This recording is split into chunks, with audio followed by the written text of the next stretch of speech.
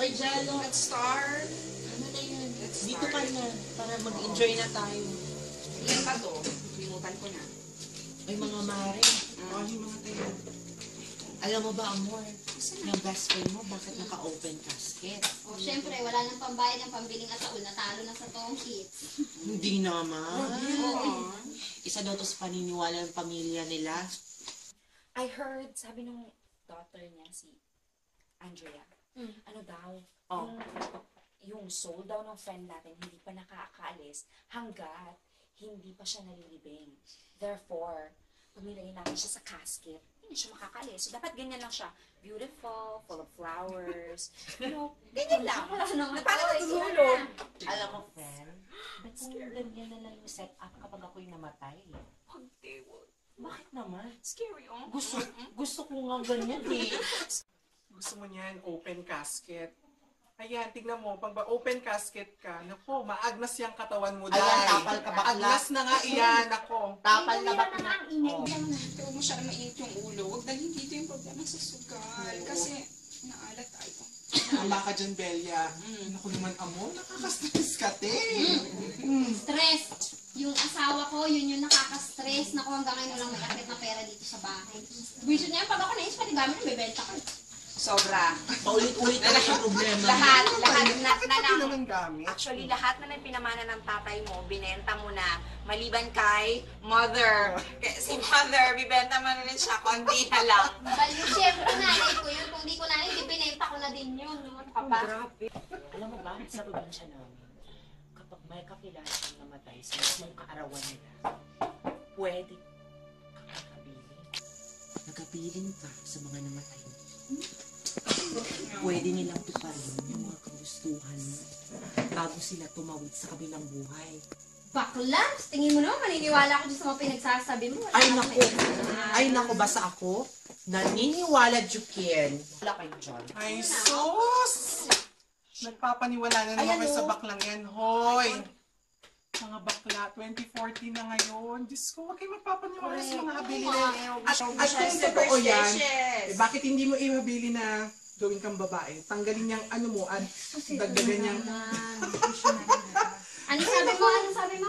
Bakla, hindi ko na kailangan ng ganyan. Jo, ano ito ka na naman? Puro problema na naman. Pera na naman. Hindi ba nag-usap na tayo? Tingnan mo, may ginagawa ko rito. Nag-usap na tayo. Paproblemahin mo yung kuya mo dito. Umuwi ka na doon. Kaya ako minamalas dahil sa mga gaya. Tira na, tira na. Uy, relax lang, friend. Ano ba naman? Nakatayo ka pa dyan. Umuwi ka na doon. Walang kasamang nanay. Buisip. Ako din mismo, hindi ako makapaniwala sa nangyari. Best, ano naman, sasabihin mo kayo. Huwag mo na lang sasabihin sa iba.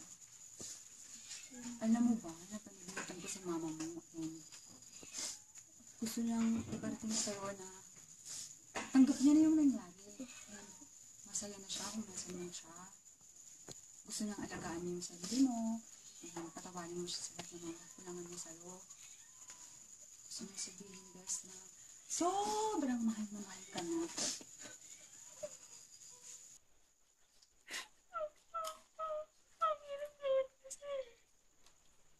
Hindi ko kaya. Ano naman tong third eye ko, kahit na ayoko, hindi ako tinitigilan. Oh, ano ba yan, mga mami? Nanalo naman ako. O siya, nauna na rin ako at pauwi na rin ako, ha? Ikaw, Amor. Hindi ka ba sasama sa amin? Sumilip, nauna na. Sige. Naku, ako talaga magandang saswalang buwan. I know.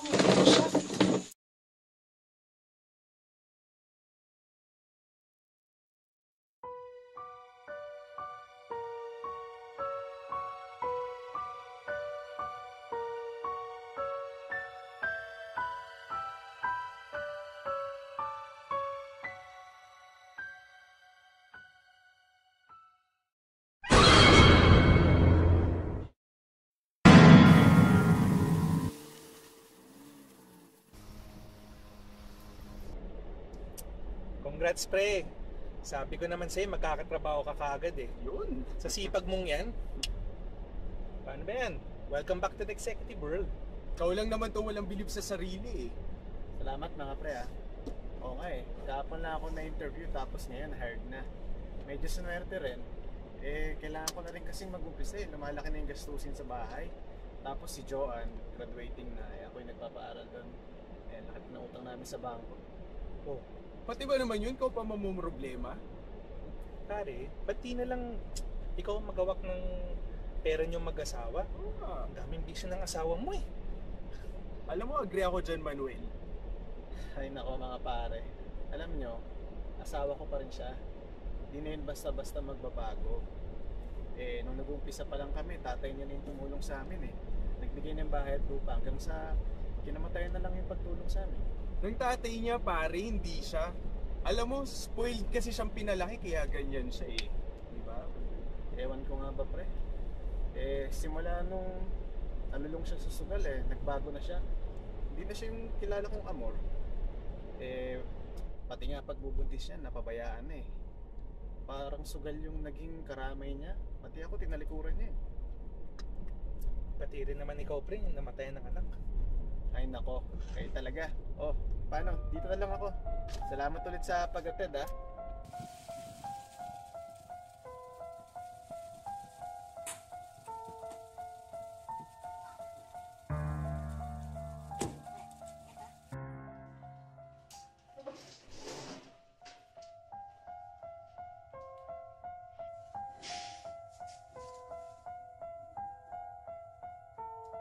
Sige, hayaan niyo ako sabi ko. Oh, nandiyan ka na pala. Ano? Trabaho ka na. Pambihira naman, amor. Bakit pa pati ang pensyon ng nanay pinakaikialaman mo? Halos hindi na nga nakakainom ng gamot ang nanay, kakaabono sa panggastos dito sa bahay, tapos ganyan ka pa. Wow, ang kapal naman, ang kapal. Sa'yo pa mismo manggagaling. Pwede ba? Maghanap pa kaya ng trabaho, no? Para may panggastos tayo dito sa bahay. Hindi ako pinagdidiskitahan mo. Pwede ba, Leonardo, ha? Hoy, para sabihin ko sa'yo, kahit ako, kahit pa paano nakakapag-dilensya ako ng panggastos dito sa bahay. Pambayad ng kuryente, ikaw, puro ka prinsipyo, wala ka namang pera. Ano bang problema mo, amor? Ba't ka ba nagkakaganyan? Bakit? Totoo naman, di ba? Totoo naman ako, kung hindi ang prinsipyo mo pinapairal mo, kung hindi mo inaway ang boss mo, edi sana, wala tayong problema! Inutil ka kasi. Kung sabihin ko sa'yo may trabaho na ako, ha? Oh, eto signing bonus ko. Oh, manahimik ka, ha? Uy, Han! Ah, teka lang, saan galing to?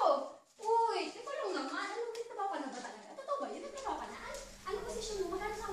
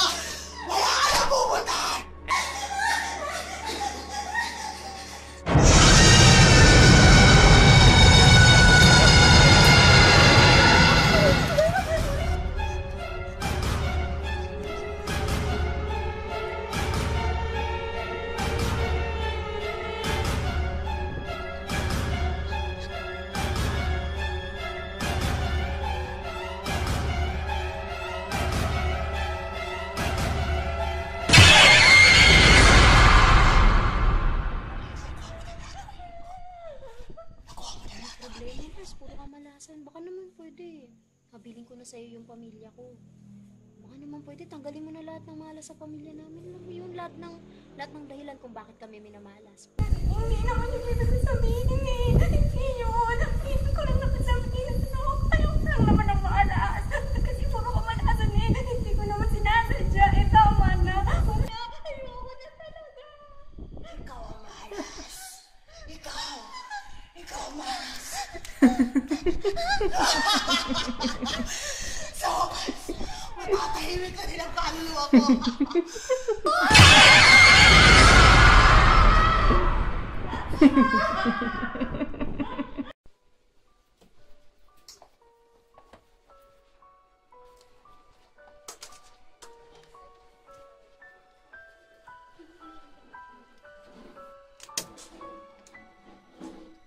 Ate, patawarin mo ako. Nung ko pa ito pinapangarap. Ngayon lang ito mangyayari. Maihahabilin ako sa'yo, ha? Ate, bigyan mo ako ng lalaking makakasama. Yung super gwapo at yung mamahalin ako habang buhay. Yung itatrato ako na parang babae.